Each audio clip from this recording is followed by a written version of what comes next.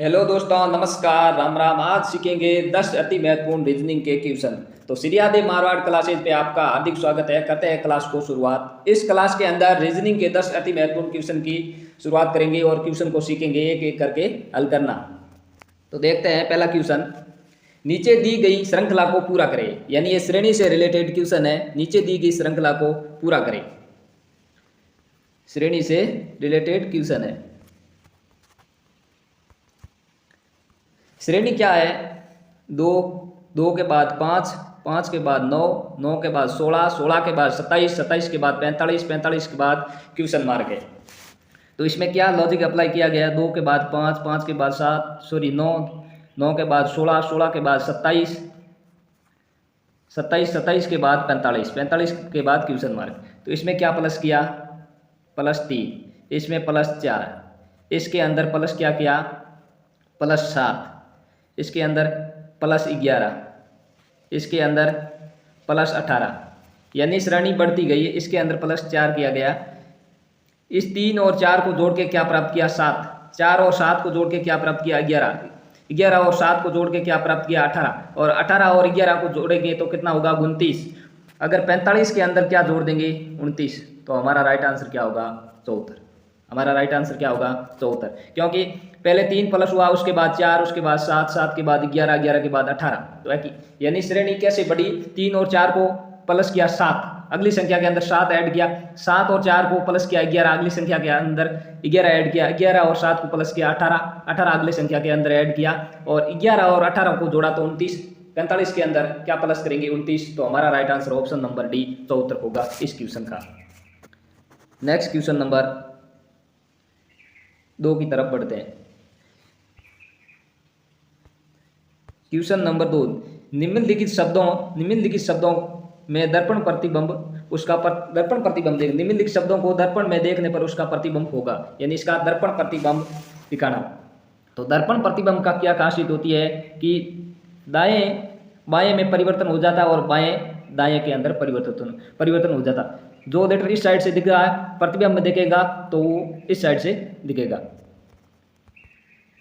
यानी दर्पण प्रतिबिंब का नेम होता है उल्टा हो जाता है। यानी वाई क्यू इस साइड से दिखाई दे रहा है तो इसको दर्पण प्रतिबिंब में के अंदर देखेंगे तो क्यू इस साइड दिखाई देगा। क्यू इस साइड दिखाई देगा। Q U A L I T और वाई का दर्पण प्रतिबिंब कैसा होगा? तो इसका दर्पण प्रतिबिंब कैसा होगा? क्यू इस साइड आ जाएगा। क्यू के बाद दिखेंगे यू एज इट इज। ये क्यू है ऐसे दिखाई देगा, ऐसे सब चेंज हो जाए। इसके बाद ए एज इट इज रखेगा। इसके बाद एल उल्टा हो जाएगा। I as it is, T as it is और वाई भी एज इट इज होगा। तो ऐसा कौन से ऑप्शन में दिखाई दे रहा है? ऑप्शन नंबर सी के अंदर दिखाई दे रहा है। यानी जो दाई साइड होती है वो बाईं के अंदर परिवर्तन हो जाती है और बाईं साइड होती है वो दाएं के अंदर परिवर्तन हो जाती है। इसका एक सीधी सी ट्रिक है। यदि कागज के पृष्ठ पर लिख के कागज को उल्टा करने पर दर्पण प्रतिबिंब की जैसा दिखाई देगा, ये इसकी एक ट्रिक होती है।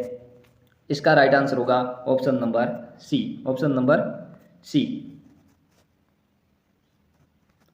नेक्स्ट क्वेश्चन नंबर 3 की तरफ बढ़ते हैं।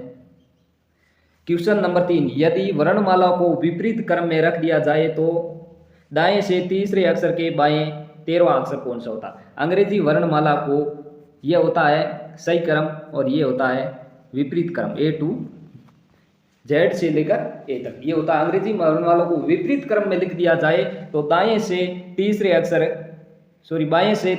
के बाएं 13वां अक्षर दायां। तो इसका फॉर्मूला होता है राइट प्लस लेफ्ट बराबर क्या होगा? राइट। राइट प्लस लेफ्ट बराबर राइट। तो इसको कर देंगे ऐड।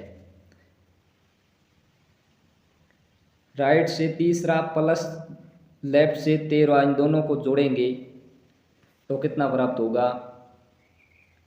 16। कितना प्राप्त होगा? 16। अब इस 16 को क्या करेंगे? क्योंकि ये इस साइड से है 16 राइट से। अंग्रेजी वर्णमाला को विपरीत क्रम में रख दिया गया है, इसीलिए इस साइड से ये 16 लेटर है। इनको सही क्रम में लिखने के लिए 27 माइनस करेंगे 16। 27 माइनस 16 किया तो पीछे बचा 11। हमारा लेटर कौन सा होगा? के। सही। बाएं से कौन सा होगा? बाएं से 11वां और दाएं से 16वां, क्योंकि अंग्रेजी वर्णमाला को विपरीत क्रम में रख दिया गया, इसीलिए, अन्यथा हमारा आंसर पी होता, क्योंकि सही क्रम में पी होगा और विपरीत क्रम में, इसीलिए हमारा राइट आंसर के होगा। नेक्स्ट क्वेश्चन की तरफ बढ़ते हैं। क्वेश्चन नंबर 4, निम्नलिखित में से असंगत को चुने। निम्नलिखित में से असंगत को चुने, तो इसको बेमेल छांटने से रिलेटेड क्वेश्चन है। इसका राइट आंसर क्या होगा? गिरगिट, मगरमच्छ, छिपकली और टिड्डी। तो इसका राइट आंसर क्या होगा? ऑप्शन नंबर डी, टिड्डी, क्योंकि टिड्डी के अतिरिक्त अन्य सभी एक ही प्रजाति के रेंगने वाले जीव है। टिड्डी के अलावा सब तीनों क्या है? एक ही प्रजाति के रेंगने वाले जीव है, इसीलिए टिड्डी क्या है? इसका राइट आंसर टिड्डी इन तीनों से भिन्न है। नेक्स्ट क्वेश्चन नंबर 5 की तरफ बढ़ते हैं। कारखाना, मशीनरी और उत्पाद। कारखाना, मशीनरी और उत्पाद, तो दोनों किसके अंदर आएंगे? कारखाना के अंदर ही होती है मशीनरी और उत्पाद। दोनों ही किसके अंदर होगी? कारखाना के अंदर मशीनरी और उत्पाद। ये होगा कारखाना और ये होगी मशीनरी और ये होगा उत्पाद। तो इसका राइट आंसर होगा option number A. Option number A. Next question number 6 की तरफ बढ़ते हैं। ये है सिलोजिज्म, न्याय वाक्य से रिलेटेड क्वेश्चन।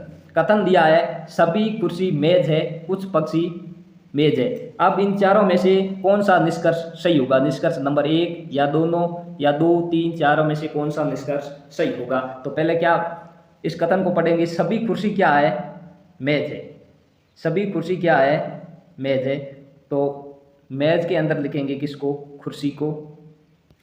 और कुछ पक्षी मेज है, सभी नहीं, कुछ पक्षी क्या है? मेज है। ऐसा डायग्राम बनेगा इसका। अब इसका पहला कथन निष्कर्ष क्या है? सभी कुर्सी पक्षी है। सभी कुर्सी पक्षी नहीं है, क्योंकि ये डायग्राम कुर्सी से कोई रिलेशन नहीं है। इसका पहला कथन क्या है? गलत। कुछ पक्षी कुर्सी है, कुछ पक्षी कुर्सी है, नहीं। पक्षी के डायग्राम से, इस डायग्राम से, पक्षी के डायग्राम और कुर्सी के डायग्राम से कोई रिलेशन नहीं है, तो दूसरा ऑप्शन भी गलत। कुछ कुर्सी मेज नहीं है, कुछ कुर्सी मेज नहीं है, कुछ कुर्सी मेज है, क्योंकि कुछ मेज वाले डायग्राम के अंदर कुछ कुर्सी क्या है? मेज है। तो इसमें क्या दिया? कुछ कुर्सी मेज नहीं है, तो ये ऑप्शन राइट होगा, लेकिन ये कर दीजिए तो ये भी गलत। कुछ पक्षी मेज नहीं है, कुछ पक्षी मेज है, लेकिन इसमें क्या कहा? कुछ पक्षी मेज नहीं है, क्योंकि कुछ पक्षी तो मेज है, लेकिन इस ऑप्शन में क्या कहा? कुछ पक्षी मेज नहीं है, तो ये भी राइट होता। अन्यथा इनमें से कोई ऑप्शन सही नहीं होगा। इसका राइट आंसर होगा ऑप्शन नंबर डी। इसका राइट आंसर होगा option number D. Next question की तरफ बढ़ते हैं। Question number 7। क्वेश्चन नंबर 7, नीचे दिए गए विकल्प में से संबंधित संख्या को चुनिए। नीचे दिए गए विकल्प में से संबंधित संख्या को चुनिए। ये सादृश्यता एनालॉजी से रिलेटेड क्वेश्चन है। 0.16 का संबंध दे रखा है 0.0016 के साथ, उसी प्रकार से 1.2 का संबंध, 1.02 का संबंध किसके साथ होगा? तो इसमें क्या लॉजिक अप्लाई किया है? 0.16 को यदि मैं 0.01 से मल्टीप्लाई कर देता हूं तो 0.0016 प्राप्त होगा, और 1.02 को भी मैं 0.01 से मल्टीप्लाई कर देता हूं तो क्या प्राप्त होगा? 0.0102 प्राप्त होगा। तो इसका राइट आंसर क्या होगा? ऑप्शन नंबर सी के अंदर दे रखा 0.0102। ऑप्शन नंबर सी इसका राइट आंसर होगा। ऑप्शन नंबर सी, क्योंकि 0.16 को मैंने मल्टीप्लाई किससे किया है? इसके आगे क्या लगा? 00, इसीलिए मैंने 0.01 से मल्टीप्लाई किया है, इसीलिए हमें को प्राप्त हुआ है 0.0016, और 1.02 को मल्टीप्लाई किया 0.01 से तो प्राप्त हुआ 0.0102। तो इसका राइट आंसर होगा ऑप्शन नंबर सी के अंदर दे रखा है। बढ़ते हैं नेक्स्ट क्वेश्चन नंबर 8 की तरफ। किसी बड़े घन से कुल 512 छोटे घन काटे जा सकते हैं, तो बताइए बड़े घन की भुजा। एक घन दे रखा है, उस घन से 512 कुल छोटे घनों में काटा जाए तो बड़े घन की भुजा क्या होगी? तो इसका एक फॉर्मूला होता है, भागों की संख्या बराबर होता है घनों की संख्या। घनों की संख्या भागों की संख्या बराबर होता है घनों की संख्या। भागों को संख्या से n से प्रेजेंट करते हैं, और घनों की संख्या कितनी है? 512। 512 किसका क्यूब है? 8 का। इसका क्यूब रूट निकालेंगे तो क्या प्राप्त होगा? 8। तो हमारा राइट आंसर क्या होगा? बड़े घन की भुजा क्या होगी? 8 सेंटीमीटर। क्या होगी? 8 सेंटीमीटर। ऑप्शन नंबर बी इसका राइट आंसर होगा। Option number B. यानी n ज्ञात करना है, इसलिए n बराबर होगा घनों की संख्या। घनों की संख्या का रूट निकाले, n बराबर घनों की संख्या का रूट निकालने पर n का मान निकल के आ जाएगा 8। तो हमारी भुजा कितनी होगी बड़े घन की 8 सेंटीमीटर। बढ़ते हैं नेक्स्ट क्वेश्चन की तरफ। क्वेश्चन नंबर 2, किसी घड़ी में 2 ये घड़ी से रिलेटेड क्वेश्चन है। किसी घड़ी में 2:20 पर दोनों सुई के मध्य कितने डिग्री का कोण बनेगा। इनको एक फॉर्मूले से भी हल करते हैं और एक ट्रिक से भी हल करते हैं कि 1 मिनट में कितना डिग्री बनता है, इससे निकाल वो कैलकुलेशन क्या हो जाएगा लंबा। तो इसका मैं सीधा सा फॉर्मूला बता देता हूँ। 11 इंटू मिनट माइनस 60 इंटू घंटे या बजे बटे करेंगे 2। ये होता है इसका formula. 11 into minute minus 60 into बजे या घंटे। तो 11 इंटू मिनट कितना है 20 माइनस 60 इंटू कितने बजे 2, कितने बजे 2, इनको डिवाइड कर देंगे 2 से। अब नेक्स्ट पेज में लेना पड़ेगा मेरे को, इसलिए मैं इसको हटा देता हूँ पहले। 11 इंटू मिनट माइनस 60 इंटू बजे, ये होता है इसका फॉर्मूला, ये होता है इसका फॉर्मूला। तो मैं इसको जिटेज ऐड कर दे। 11 इंटू मिनट 20 माइनस 60 इंटू बजे कितना 2 बटे कर देंगे 2। 11 दूना 22 220 माइनस 60 दूना 6 दूनी 12 120 बटे 2। अब इनको हल करेंगे 220 माइनस 120 करेंगे तो कितना प्राप्त होगा 100, और 100 को 2 से डिवाइड करेंगे तो कितना डिग्री 50 डिग्री हमारा राइट आंसर होगा। 50 डिग्री ऑप्शन नंबर ए इसका राइट आंसर होगा। Option number A 50 degree. कितना डिग्री का कोण बनेगा 2:20 पे 50 डिग्री का कोण बनेगा। इसका फॉर्मूला होता है 11 इंटू मिनट माइनस 60 इंटू बजे या घंटे बटे 2, और बजे को यहाँ लिख दें और मिनट को यहाँ लिख दें। 2 से डिवाइड करके इस समीकरण को सॉल्व कर ले, हमारा राइट आंसर मिल जाएगा। नेक्स्ट क्वेश्चन नंबर 10 की तरफ पढ़ते हैं। क्वेश्चन नंबर 10 ये ब्लड रिलेशन रक्त संबंध से रिलेटेड क्वेश्चन है। क्यू पुत्र है पी का, क्यू पुत्र है किसका पी का,